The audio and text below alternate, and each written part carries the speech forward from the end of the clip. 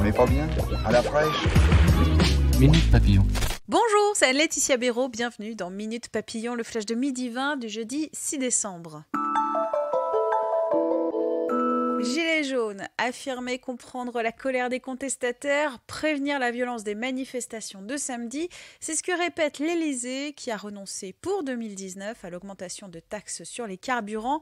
L'exécutif prévient que les mobilisations de samedi pourraient être dangereuses. Sur les réseaux sociaux, des dizaines d'appels à manifester en région comme dans la capitale.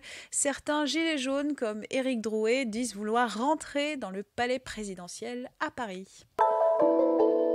Blocage des lycées. Ce matin à Béziers, une manifestation des lycéens a dégénéré, rapporte France Bleu Héros. Des véhicules incendiés, des CRS caillassés et 7 jeunes interpellés.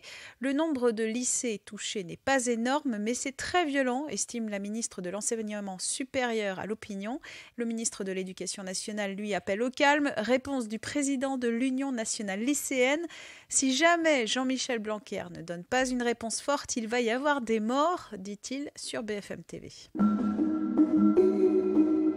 Le ministre de l'économie Bruno Le Maire souhaite imposer les géants du web, les GAFA, comme Google ou Facebook.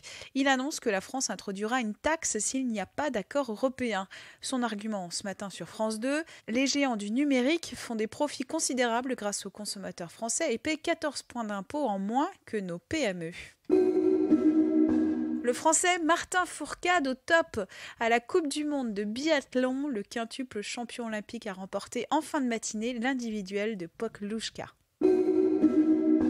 Patrick Bruel, M, Chris Ayam Soprano, ce seront les têtes d'affiche des prochaines Francopholies à La Rochelle. C'est ce qu'ont annoncé les organisateurs du festival aujourd'hui. Environ 80 artistes se produiront en Charente-Maritime en juillet prochain. Minute Papillon, rendez-vous ce soir à 18h20 pour de nouvelles infos.